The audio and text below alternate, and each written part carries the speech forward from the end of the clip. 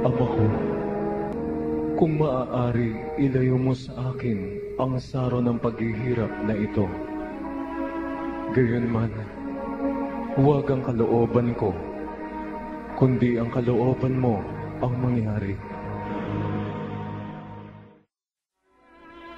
Ito ang aking katawan na inihahandog para sa inyo. Gawin ninyo ito bilang pag-alaala sa akin. Ang kalis na ito ang bagong tipan na ipinagtitibay ng aking dugo. Tuwing iinumin ninyo ito, gawin ninyo bilang pag-alaala sa akin.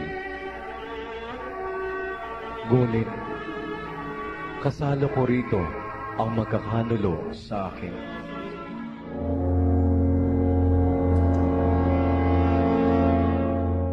Tandaan mo, Judas, magkaiba kayo ng kaharian ni Jesus.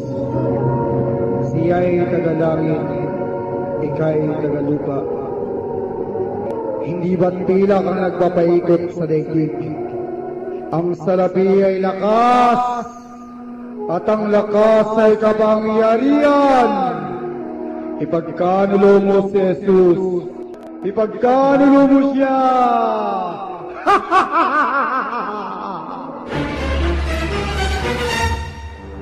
Ikaw ba ang hari ng mga Hudyo? Kayo na ang nagsasabi. Ito ang dahilan kung bakit ako ipinanganak at naparito sa sanlibutan, upang magsalita tungkol sa katotohanan. Nakikinig sa aking tinig ang sinumang nasa katotohanan.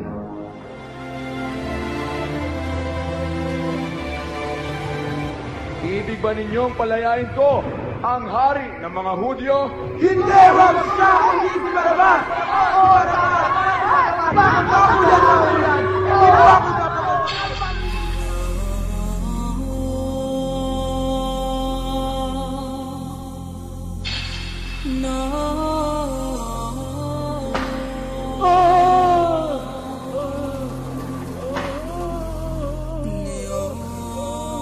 Ama, patawarin mo sila, sapagkat hindi nila nalalaman ang kanilang ginagawa. Babae, narito ang iyong anak. Anak, narito ang iyong ina. Siya'y iyong ingatan. Huwag mo siyang pababayaan. Sapat na iyon upang mabawasan ang aking mga paghihirap.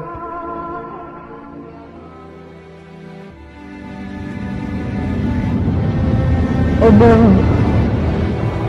sa mga kamay mo, itinatagubilin ko ang aking espiritu.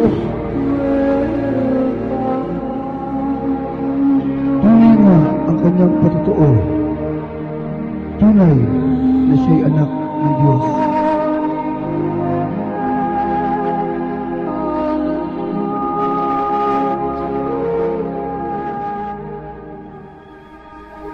Isang bagong utos ang ibinibigay ko sa inyo. Mag-ibigan kayo kung paanong iniibig ko kayo.